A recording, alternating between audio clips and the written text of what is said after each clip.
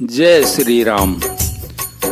प्रिय भक्तजन, कल के अंक में आपने देखा कि राजा दशरथ कैकेयी को मना रहे थे। उन्होंने कहा कि राम को राज्य का लोभ नहीं है और भरत पर उनका बड़ा ही प्रेम है। मैं ही अपने मन में बड़े छोटे का विचार करके राजनीति का पालन कर रहा था, यानी बड़े को राज तिलक देने जा रहा था।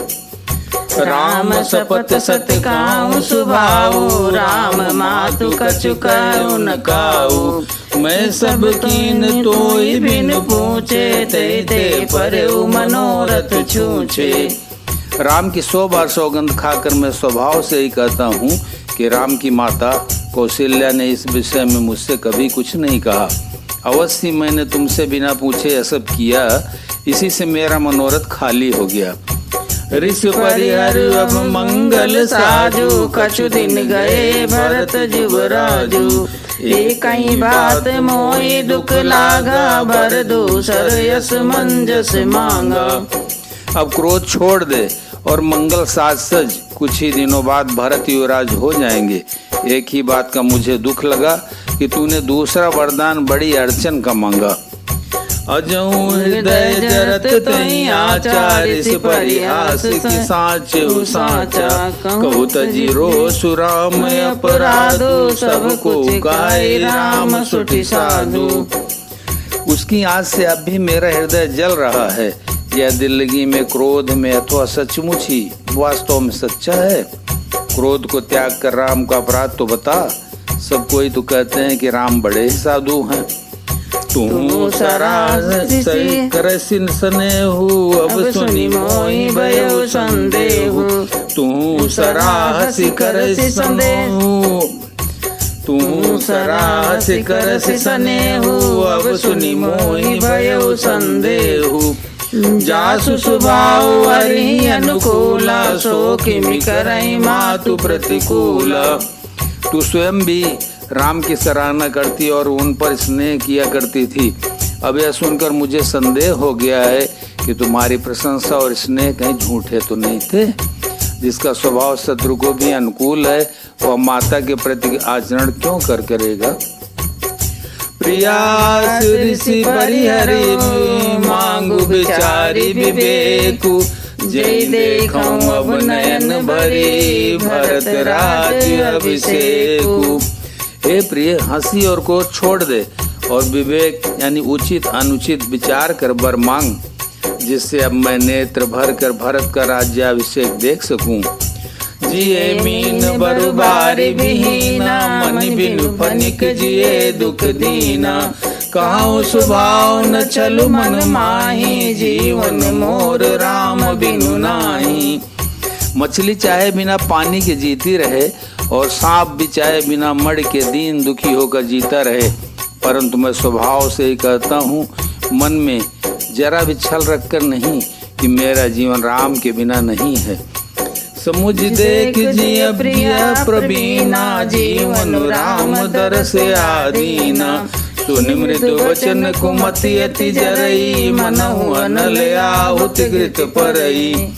हे चतुर प्रिय, जी में समझ देख, मेरा जीवन श्री राम के दर्शन के अधीन है। राजा के कोमल वचन सुनकर दुर्बुद्धि कैकेयी अत्यंत जल रही है, मानो अग्नि में घी की आहुतियां पड़ रही है। कहीं करऊं किन कोटि उपाया, यहाँ न लागहि राउरी माया। देव की लेहु अजसु करि नाही, मोहिन बहुत प्रपंच सुहाई। कैकेयी कहती है, आप करोड़ों उपाय क्यों न करें, यहाँ आपकी माया यानी चालबाजी नहीं चलेगी। या तो मैंने जो मांगा है सो दीजिए, नहीं तो नाही करके अभ्यास लीजिए। मुझे बहुत प्रपंच बखेड़े नहीं सुहाते। राम साधु तुम साधु सयाने, राम मातु भली सब पहचाने। जस कौशिला मोर भलता का, तस फल नहीं देव करि साका। राम साधु हैं, आप सयाने साधु हैं और राम की माता भी भली हैं। मैंने सबको पहचान लिया है। कौशल्या ने मेरा जैसा भला चाहा है, मैं भी साका करके यानी याद रखने योग्य उन्हें वैसा ही फल दूंगी। होत प्रात मुनि बेश धरी, जौन राम बन जाई, मोर मरन राउर यजस, नृप समझिए मन माई। सवेरा होते ही मुनि का वेश धारण करके यदि राम बन को नहीं जाते तो हे राजन, मन में निश्चय समझ लीजिए कि मेरा मरना होगा और आपका अपयश। अस कई कुटिल भई उठ ठाड़ी, मानव रोष तरंग निबाड़ी, पाप बहार प्रकट भई सोई, भरी क्रोध जल जाई न जोई। ऐसा कहकर कुटिल कह के उठ खड़ी हुई, मानो क्रोध की नदी उमड़ी हो। वह नदी पाप रूपी पहाड़ से प्रकट हुई है और क्रोध रूपी जल से भरी है। ऐसी भयानक है कि देखी नहीं जाती।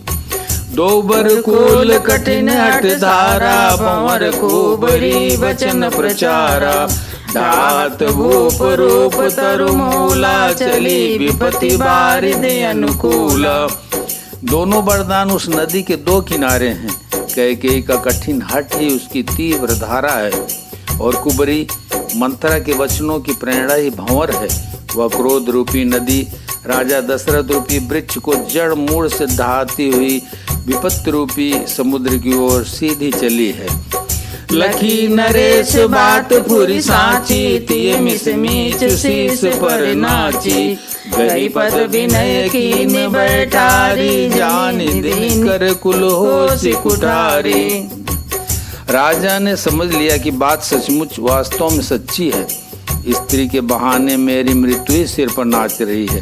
तदनंतर राजा ने कैकेयी के चरण पकड़कर उसे बिठाकर विनती की कि तू सूरजकुल रूपी वृक्ष के लिए कुल्हाड़ी मत बन।